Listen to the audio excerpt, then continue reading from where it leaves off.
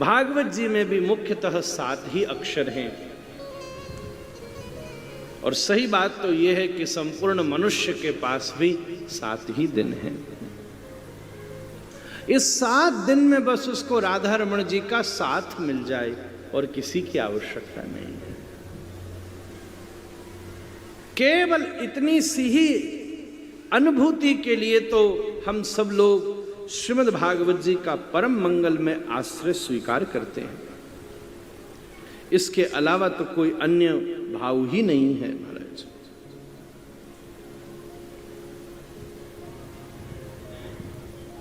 वर्तमान समय में मनुष्य जीवन में किया जाने वाले धर्मयुक्त जितने आचरण हैं, क्योंकि धर्म ही मनुष्य को पशु से भिन्न करता है, अन्यथा आहार निद्रा भय और मैथुन तो मनुष्य और पशु में बिल्कुल बराबर है। केवल धर्मो ही एको अधिको विशेषो, धर्म ही उसे अधिक बनाता है। धर्म के विविध अंगों में सर्वोत्तम अंग है उपासना। धर्म कर्तव्य बोधी भी है, परंतु धर्म में भी सर्वधर्मान परित्यज्य मामेकं शरणं व्रज। सवै पुंसां परो धर्मो यतो भक्तिरधोक्षजे। अधोक्षज की अहेतु की भक्ति उपासना ही सर्वोत्तम धर्म का स्वरूप है। उपासना संबंधी जितने कार्य हैं वर्तमान समय में विचार किया जाए, सभी कार्य श्रेष्ठ हैं, परंतु उन संपूर्ण कार्यों में किए गए जो विधि निषेध हैं, उन विधि निषेधों का निर्वाह समय के प्रभाव के कारण संभव नहीं है। इसलिए कहा कली दावानलम नाद्य साधनम भस्मताम गता। ध्यान दीजिएगा, उन प्रत्येक अनुष्ठान में निर्दिष्ट जितने नियम हैं, कायदे हैं, कानून हैं, क्या जीव उसके पालन करने की सामर्थ्य रखता है? असंभव है। इसलिए तो कलयुग दोष निधे राजन,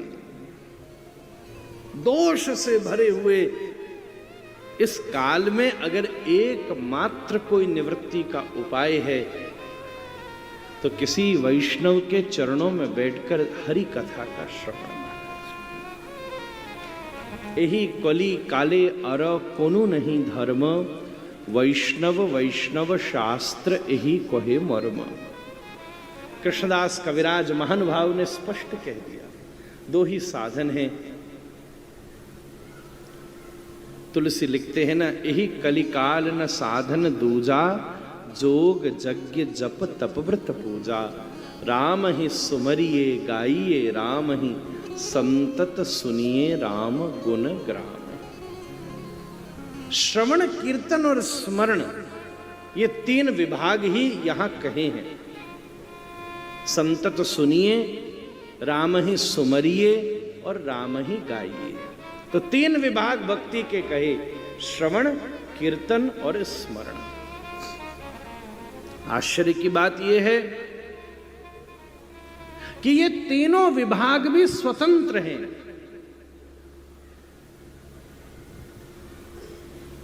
जहां कीर्तन हो रहा है वहां श्रवण और स्मरण की गौणता हो जाएगी, तभी उसको कीर्तन कहा जाएगा।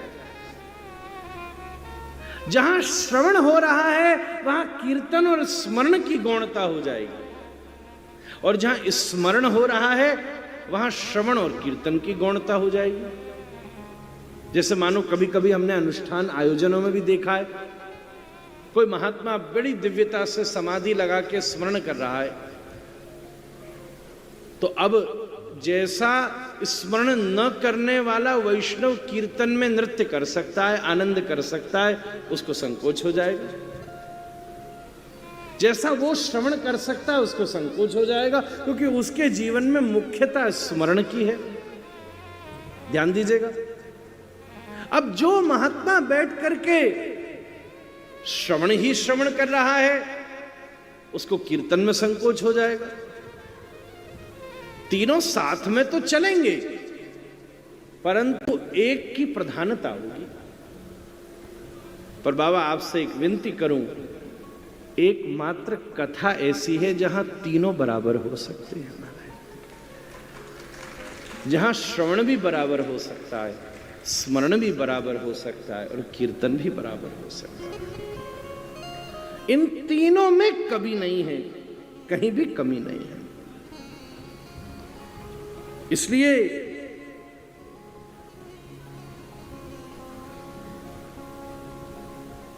अंततो गत्वा, सारे साधन करने के पश्चात, बहुत ध्यान से एक बात निवेदन कर रहा हूं, सारे साधन करने के पश्चात